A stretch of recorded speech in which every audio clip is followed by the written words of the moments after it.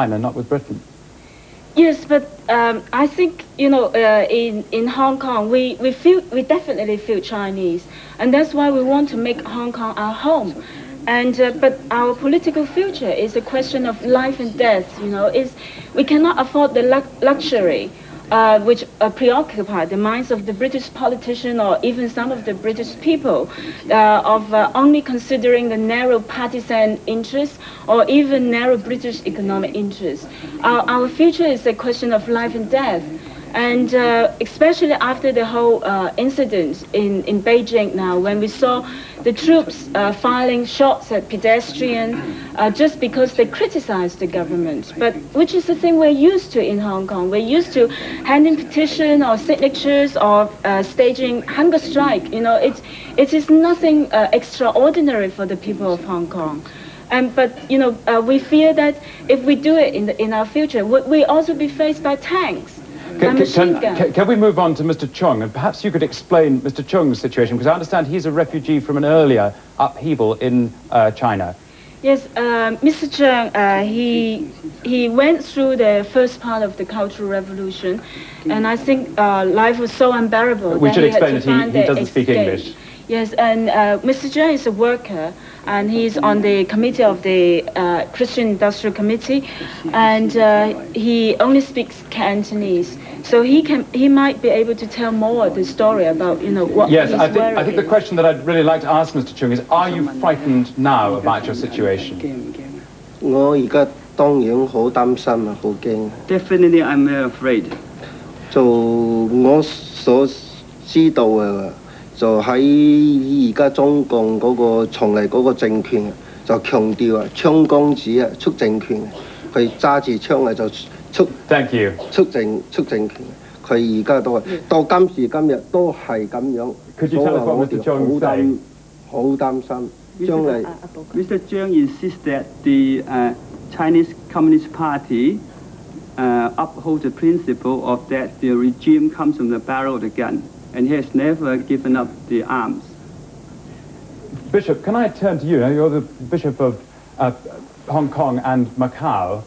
How do you feel about this point, which Sir Geoffrey is implicitly suggesting, that British people just couldn't cope with 3.5 million people coming into Britain? It's too many people at once. I don't think this is a matter of number, but it's a matter of the moral responsibility, which the British always try to honor.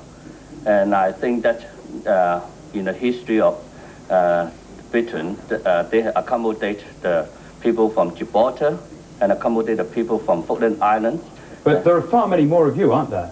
Well, I think that 3.25 million is, most of them would not be going to England, and at least 1/3 of them would be settling in other countries, and most of them don't want to leave Hong Kong. But what Sir Geoffrey says is that if you offer an insurance policy, you have to take the risk that everybody will take it up.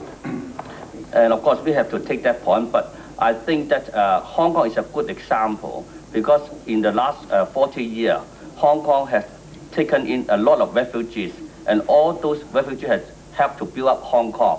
It's not destroying Hong Kong, but rather to try to build up Hong Kong. Perhaps I can ask your neighbour, Mr. McGregor, you're a member of LegCo, the Legislative Council here. Can you not accept the point that it is politically impossible, or at least very difficult, for Britain to accept quite so many people? I don't believe so, because among other things, Britain is at the moment committed in 1992 to accepting, if they wish to go, 200 million Europeans with free movement throughout the market. What is 3.25 million against 200 million people? I think is a very small proportion. Secondly, I think that Britain and the British people, I have a feeling that Hong Kong is at the moment in the same situation as Britain was immediately after Dunkirk, where they were alone and looking for a friend, and America became the friend and helped Britain. I think Hong Kong is now in the situation where we are asking the mother country to extend us a lifeline, which I think is well within British capability. Martin Lee, you're another member of the Legislative Council. Can I ask you, Sir Geoffrey did seem to give at least a glimmer of hope there that democracy would be speeded up in Hong Kong. Now, you're somebody who's campaigned very hard for that in the past. Doesn't that give you some satisfaction, at least? Well, giving us democracy now and not passports to get away in case it doesn't work, and bearing in mind that People's Liberation Army will be stationed in Hong Kong, and bearing in mind what they did to the people of China who want democracy is giving us death. So it's too late now just to have democracy. The principal question for you is the right of entry. I think Sir Geoffrey should realize that if passports are given to us, then there is an obligation on the part of Great Britain to make a future work. In other words, to make sure that we have a future so that we do not cash in on those policies. But now, he doesn't give passports. He therefore doesn't even try to give us a future. Peter Wong, can I ask you, you're a prominent businessman here, and you must understand the economic realities of this. It seems that there would be very considerable racial tensions, in Geoffrey Howe's view, if this right of entry was granted. Well, personally, I don't think so. Because in the business community, I think that one of the things which we have contributed to the Sino-British Agreement is trying to maintain the prosperity and stability of Hong Kong through our business activities. And this is really across all the races. But I think the current event really shatters the beliefs which we had built in the past 10 years. Now, without this right of abroad, I think it certainly would make the Hong Kong situation, immigration situation, deteriorate. And from the business sector, I think it would be very difficult for us to maintain our men in our companies, and hence pretty difficult for us to contribute in the transition state to maintain the business activities. But can you understand these very strong feelings over a large number of years about the subject of immigration in Britain? Is there anything that you can say to the British people to persuade them away from their current view? Well, I believe in the past few days, especially when this atrocity in China prevails, there's strong sentiment in the British public, as we hear from Hong Kong, suggested that the previous policy has got to be reviewed. Robert Tang, what's your view? You're from the Hong Kong Bar Association. May I pose this question first? Is it right to hand over Hong Kong to China when it is no longer reasonable to believe that the Chinese government will keep their promise under the Joint Declaration and without giving the people of Hong Kong a possibility of refuge? I believe when one is deciding what is right and wrong, one should not flinch from the consequence. Theoretically, several million Hong Kong people may resettle in Britain. However, the answer to the question should not depend on one's perception as to how likely or remote is that possibility.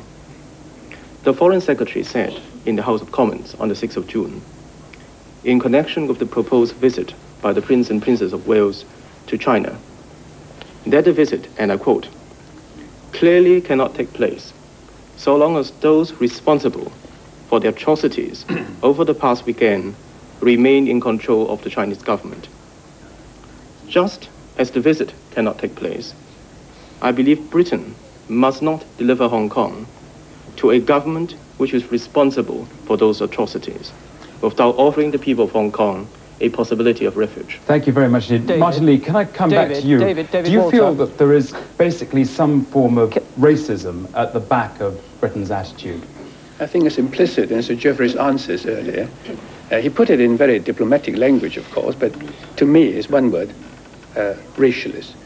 Can you imagine, and I'd like to put this question to Sir Geoffrey, handing over 5.5 million people to China who are deemed to be counter-revolutionary. It's like handing over 5.5 million Jews to Nazi Germany during the Second World War when they were born in the British territory. David Walton.